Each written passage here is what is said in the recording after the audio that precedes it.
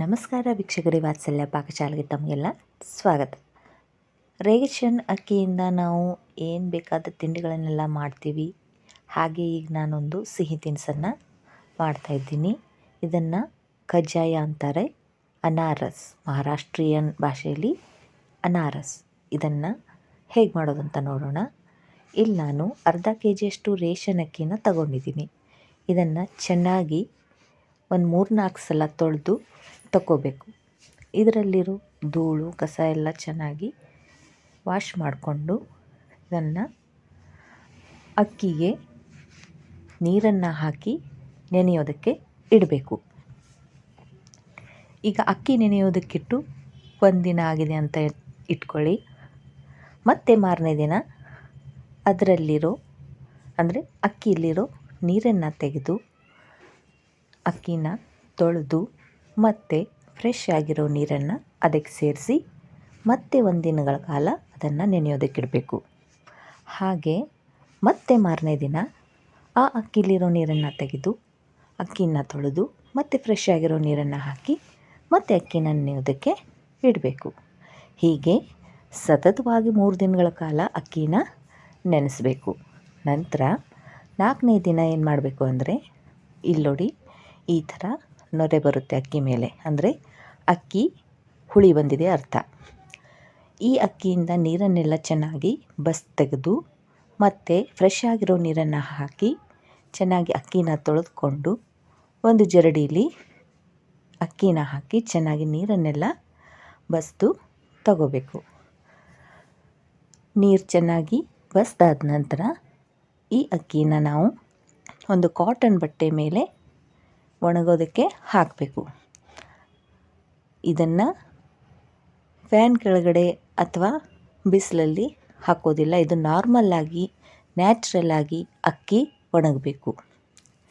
ಇದನ್ನು ತುಂಬ ಒಣ ಅಂದರೆ ಕಡಮ್ ಅನ್ನೋ ಥರ ಅಕ್ಕಿನ ಒಣಗಿಸ್ಕೊಡುವುದು ಅಷ್ಟೇ.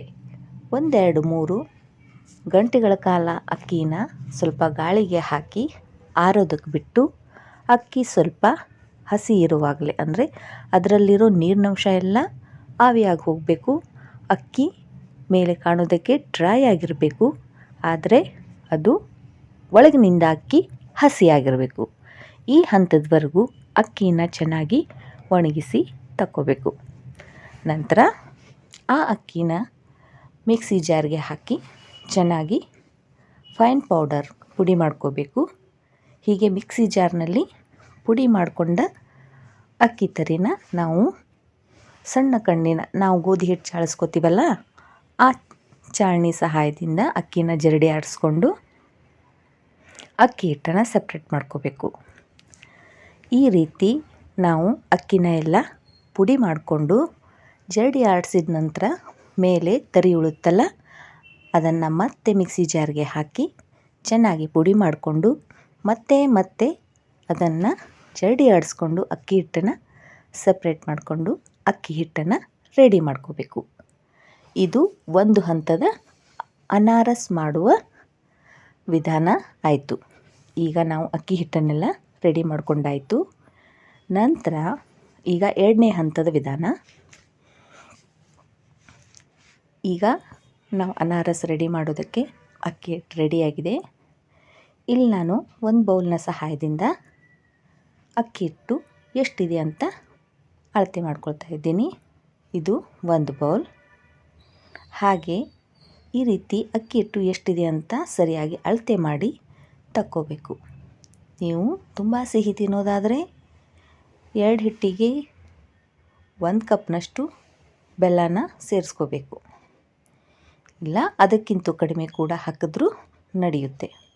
ಇಲ್ಲಿ ಬೆಲ್ಲ ಹೆಚ್ಚಿಗೆ ಆದರೆ ಅನಾರಸ್ ಎಣ್ಣೆಯಲ್ಲಿ ಅರಳಿಬಿಡುತ್ತೆ, ಚೆನ್ನಾಗಿ ಬರೋದಿಲ್ಲ. ಅದಕ್ಕೆ ಬೆಲ್ಲನ ಸರಿಯಾದ ಅಳತೆಯಲ್ಲಿ ಹಾಕ್ಕೋಬೇಕು. ಇದಕ್ಕೆ ನೀವು ಪುಡಿ ಬೆಲ್ಲನ ಉಪಯೋಗಿಸಿದ್ರೆ ಒಳ್ಳೆಯದು. ಸಕ್ಕರೆ ಪುಡಿನ ಕೂಡ ಹಾಕ್ಕೋಬೋದು, ಇಲ್ಲ ಅರ್ಧ ಬೆಲ್ಲ ಅಥವಾ ಅರ್ಧ ಸಕ್ಕರೆನೂ ಕೂಡ ಯೂಸ್ ಮಾಡ್ಬೋದು. ಈಗ ಈ ಬೌಲ್ನಿಂದ 3 ಬೌಲು ಹಾಗೆ ಮತ್ತು ಸ್ವಲ್ಪ ಮೇಲೆ ಹಿಟ್ಟಾಗಿದೆ. ನಾನಿಲ್ಲಿ 1.5 ಕಪ್ನಷ್ಟು ಬೆಲ್ಲನ ಹಾಕ್ತಾಯಿದ್ದೀನಿ. ಬೆಲ್ಲನ ಪೆಂಟೆ ಅಂದರೆ ಬೆಲ್ಲ ಆಗಿದ್ದರೆ ನೀವು ಇದನ್ನು ಚೆನ್ನಾಗಿ ತುರಿದು ಅಥವಾ ಹೆಚ್ಕೊಂಡು ತಗೊಂಡು ಮೆಜರ್ಮೆಂಟ್ ಮಾಡಿ ಹಾಕ್ಕೋಬೇಕು. ಸಕ್ಕರೆ ಪುಡಿ ಆದರೆ ನೀವು ಈ ಬೌಲ್ನಿಂದ 1.5 ಅಥವಾ ಅದಕ್ಕಿಂತಲೂ ಸ್ವಲ್ಪ ಕಮ್ಮಿ ಹಾಕ್ಕೋಬೋದು. ನಾನಿಲ್ಲಿ ಬೆಲ್ಲನ ಇಳಿಗೆ ಸಹಾಯದಿಂದ ಹೆಚ್ಕೊಂಡು ತಗೊಂಡಿದ್ದೀನಿ. ಈಗ ಮೆಜರ್ಮೆಂಟ್ನ ಅನುಸಾರವಾಗಿ 1.5 ಕಪ್ನಷ್ಟು ಬೆಲ್ಲನ ಸೇರಿಸಿ, ನಾನು 1.5 ಕಪ್ಗಿಂತ ಸ್ವಲ್ಪ ಕಡಿಮೆನೇ ಹಾಕಿದ್ದೀನಿ.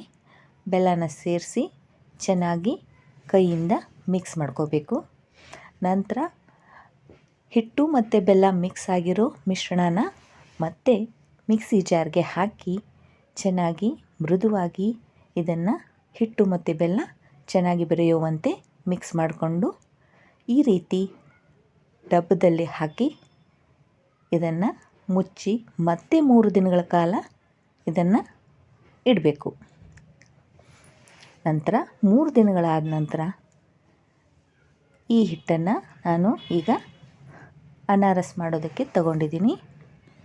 ಸ್ವಲ್ಪ ಕೈಗೆ ಜಿಗುಟು ತಾಗಲಾರದಂತೆ ಎಣ್ಣೆನ ಸವರ್ಕೊಂಡು ಇದನ್ನು ಚೆನ್ನಾಗಿ ಮಿದ್ಕೋಬೇಕು.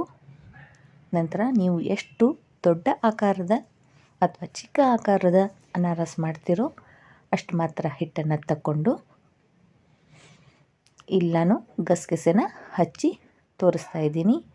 ಈ ರೀತಿ ನೀವು ಪ್ಲಾಸ್ಟಿಕ್ ಮೇಲೆ ನಾವು ಯಾವ ರೀತಿ ತಾಲಿಪಟ್ಟು ಮಾಡ್ತೀವಲ್ಲ ಆ ರೀತಿ ಮಾಡಿಕೊಂಡ್ರೆ ನಿಮಗೆ ಬೇಗ ತೆಗೆದು ಅನುಕೂಲ ಆಗುತ್ತೆ. ಈ ರೀತಿ ಎಲ್ಲ ಅನಾರಸನ್ನ ಮಾಡಿಕೊಂಡು ಇದು ಎಣ್ಣೆ ಹಿಡಿಯುತ್ತೆ. ಚೆನ್ನಾಗಿ ಎಣ್ಣೆನ ಬಸಿದು ಒಂದು ಜಾಳಿಗೆಯಲ್ಲಿ ಅಂದರೆ ಜರಡಿಲಿ ಹಾಕ್ಕೊಂಡಿಟ್ಕೋಬೇಕು. ಈ ರೀತಿ ರುಚಿಯಾಗಿ ಸ್ವಲ್ಪ ಶ್ರಮ ಪಡಬೇಕಾಗುತ್ತೆ ಅನಾರಸ್ ಮಾಡೋದಕ್ಕೆ. ನಿರಂತರವಾಗಿ 1 ವಾರಗಳ ಕಾಲ ಇದರ ಪ್ರೊಸೀಜರ್ ಇರುತ್ತೆ. ಈ ರೀತಿ ರುಚಿಯಾಗಿ ಅನಾರಸನ್ನ ನೀವು ಕೂಡ ಮನೆಯಲ್ಲಿ ಒಮ್ಮೆ ಮಾಡಿ ನೋಡಿ. ನನಗೆ ಹೇಗಿದೆ ಅಂತ ಕಮೆಂಟ್ల ಮೂಲಕ ತಿಳಿಸಿ. ಹಾಗೆ ನನ್ನ ಚಾನಲ್ನ ಲೈಕ್ ಮಾಡಿ, ಶೇರ್ ಮಾಡಿ, ಸಬ್ಸ್ಕ್ರೈಬ್ ಮಾಡಿ. ನಮಸ್ಕಾರ. ನೀವು ಈ ಡಿಶ್ನ ಮಾಡ್ತಿರಲ್ಲ